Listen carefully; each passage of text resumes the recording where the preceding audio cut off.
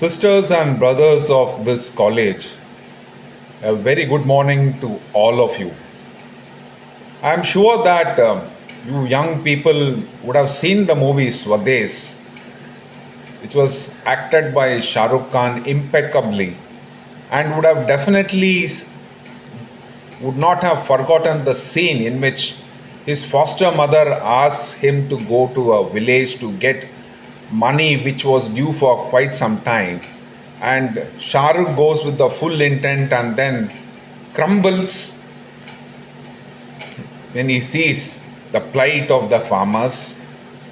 So much so that is completely moved and comes back empty-handed, but with a very great heart, and becomes a very wise man, and then changes his destiny completely from a NASA high demanding engineer to a guy who's completely giving everything for the country. Now, that movie was made, and there are many people in India who really wish to give and do something very great for the country. And not great for the country, for the entire nation. It is especially true for the women. Now, I mentioned a case of a farmer and about his family, but the similar is the case of many Indian village women. You know, in India, 70% of people live in villages, and especially the women folk there, they lead a very selfless existence, all the time thinking about the family, not really caring about whether they have food to eat, or keep their preferences to a very bare minimum. That is the psyche of an Indian village woman. Now, I was not born in a village, but I really understand how mothers feel. I remember entirely that though I was a very mischievous kid, my mother would never eat till everybody eats. And if there was nothing for her, she will not even tell that there is nothing for her. She will just say it's all right and will be very happy that others have eaten the food. And sometimes she has not eaten anything at all. We are very self-centered at those days and didn't understand this for quite some time. Then understood really what an Indian mother is, and switching back to an Indian village woman, how she is. They don't have a real identity except that they work selflessly for their family and others. Men generally have an identity that they go work, bring money. Once they give money, predominantly they feel that their responsibility is completed, and then the rest women have to do.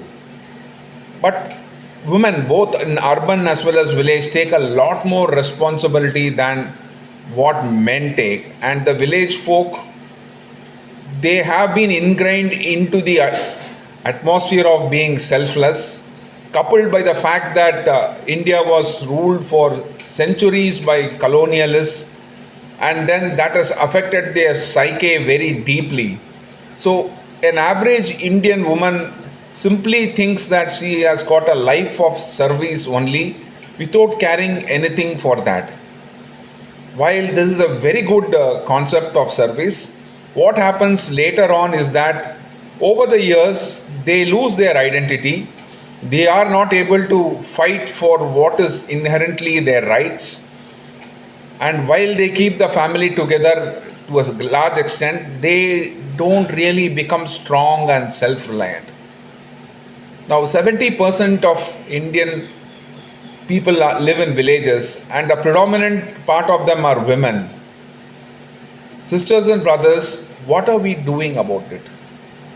You know that India is becoming an economic superpower of late, and of course, there is a huge change. Lot of things are happening at the grassroots level. Government is doing what it can, but what are we doing? Now, I am asking you the question as future leaders of India. People here, sisters and brothers, are off at the age of between 18 to 22, and over a period of time, the idea of governing India will come into your hands. So you are the future. You are the hope of India. And this is why I am addressing this first to you, because you are at a stage where your aspirations are there. You are going to channelize it to an area of your niche, your goals, and your aims. While you are doing your aims and goals, think also of the fact that we have 70% of our Indian brethren who may not be really educated but who have a very great heart. There is a saying which goes that the more you are educated, the more you are mentally a little more corrupt than those people who are illiterate. Illiterate people do things very spontaneously. Now, what I'm just asking is that there should be some education, some self reliance on the part of Indian women, which is much needed. Now, people serve the army, people serve in various capacities, but people do this after they face a life changing decision. So, now let me introduce you to Neelima. Neelima had seen so much ordeals when she was growing up that people used to tie a wet towel for to offset the hunger they have so that they could feed the family.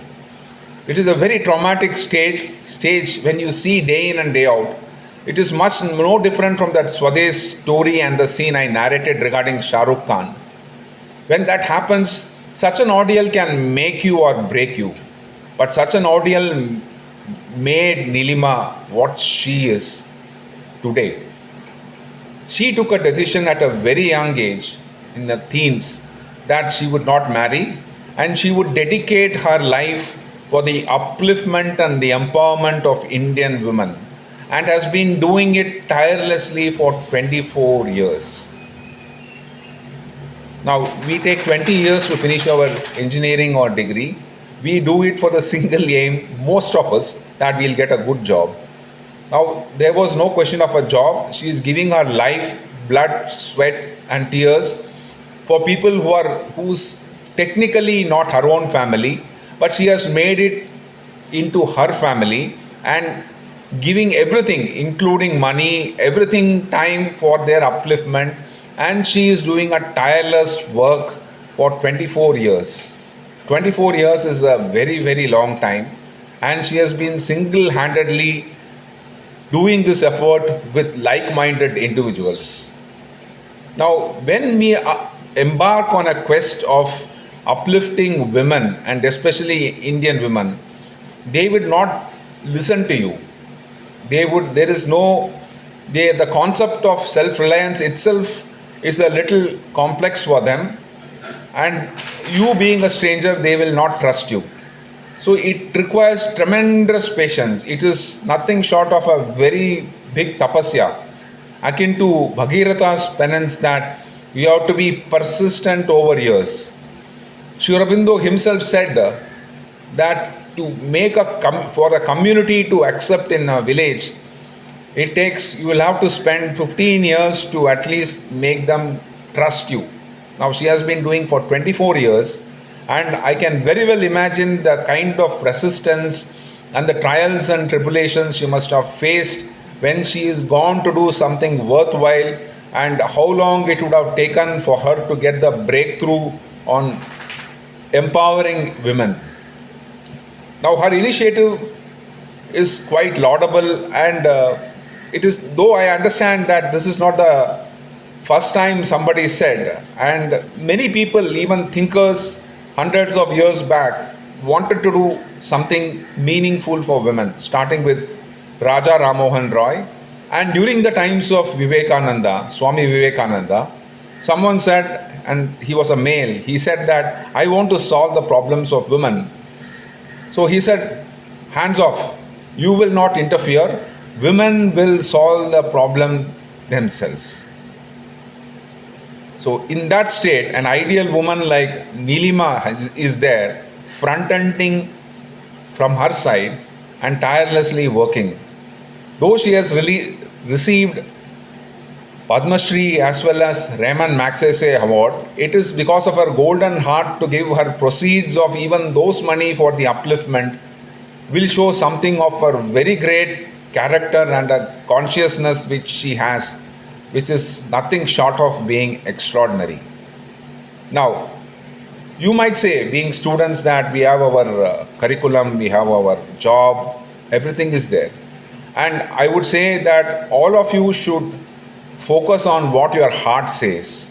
And I'm sure your heart is very decent, like any other Indian, and is impelled to do something for the nation. Now, I take this opportunity that with her quarter of century efforts, nearly, which Neelima has put in for the upliftment, she has gained a lot of traction with them in terms of making them self reliant and able to generate some income for more than 2,500 plus people, which is an incredible achievement. Why I say it is incredible? Because when Swami Vivekananda was asked, and he was once in a millennium Ishvara Kotis, or somebody who takes birth in thousands of years, he was asked this question: is your birth in vain? He said very simply that even if my birth has inspired someone to achieve, one person to achieve liberation, then my life has been worth living. Now, I am not comparing Neelima with Swamiji, but she has been able to give and change positively and bring economic self-sufficiency to a great extent for 2,500 families along with her team. This is an incredible amount of effort, and it has taken quarter of century. Now, we are a nation of 1.5 billion people, close to, and everything starts small. And the point is that she has already made a very big difference to 2,500 families. Now, do you want to make a difference to at least one of the family? Is a question I would want you to ask. And your heart should be silent and listen to whatever inspiration you think is coming your way. Many of you will have many different mindsets, many different thinking, which is perfectly all right. But what is asked is just like a speck of sand in the sea. Now, many of you are economically reasonably self-sufficient, and I take this opportunity that I would want you to buy at least one item in a year as a bare minimum, so that you could contribute in the nation's growth and feel very proud of it to start with. Your time, if you can, will be very nice. And as Indians, we don't force anything on anybody at any point of time.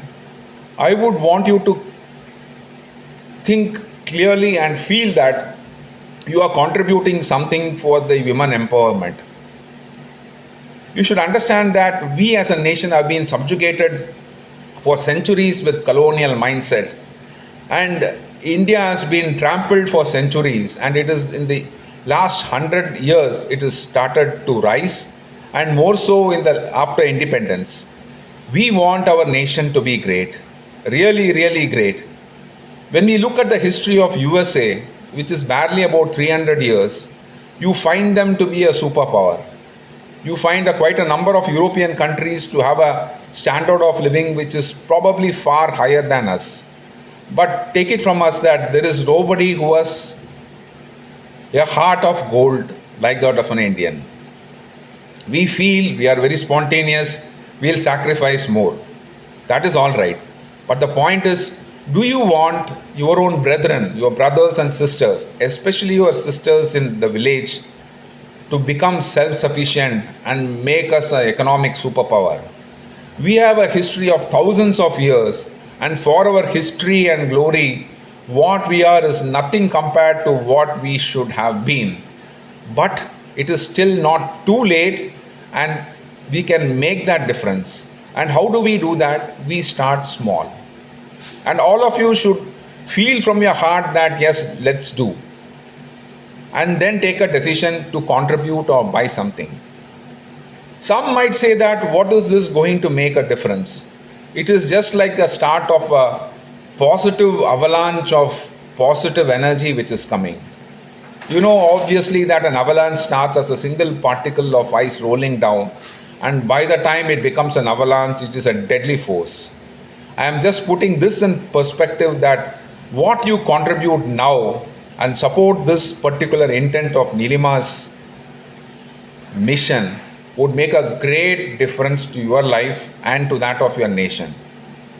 You could give your time, but that's completely left to you. You can give your money, which is very minimum, which is being asked of you, or you can give your own consciousness and energy for their upliftment. What is just being asked is a token contribution which you could do for the welfare of our Indian village sisters. This will bring you a very large heart in the making, and you are the future. As I said, you are the hope, you are the future. The future of India is in your hands, and your contribution should start a very positive avalanche in changing the consciousness of our Indian sisters by your little effort to start now, and probably a greater efforts in the times down to come. So I thank you and wish you all the best for a glorious future for Indian sisters in village as well as our mother India.